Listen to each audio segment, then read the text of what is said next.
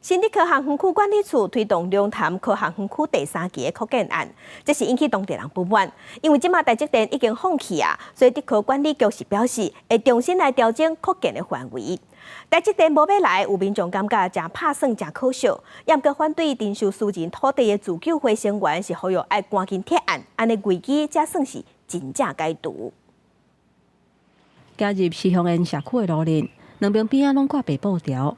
表达强烈反对龙潭科学园区第3期的扩建，住伫遮已经20多年姓朱的负责人，平常时靠资源回收来照顾一家伙仔。伊讲伊住的所在若是去用拆掉，新的厝伊根本就买袂起。伊讲政府硬要征收土地，是要逼因开口走行地路。我们的征收房就跟那个破铜烂铁一样，它的安置房是钻石，我们买得起吗？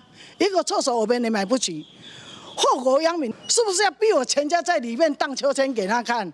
龙科3期的扩建案面积要到160公顷，八成外是私人的土地，有居民一路表达反对。竹科嘛伫9月讲，排除南平密集的主题区，虽然几啊工前台积电甲自救会会谈当中表态，放弃伫当地起工厂的计划，不过自救会认为讲危机还未解除，竹科并无讲要撤案。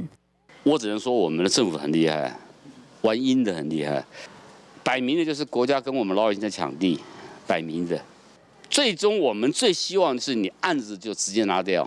在扩建的议定地附近，会当看到买土地的广告，有居民讲土地价销已经翻倍，翻了好几倍哦。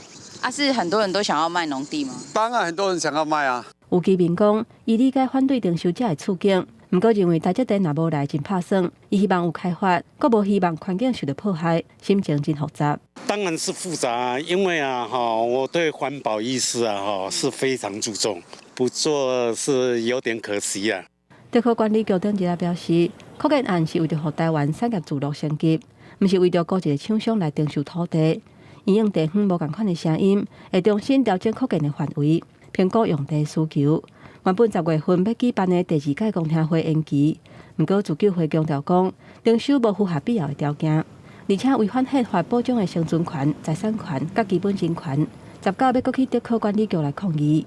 记者综合报道。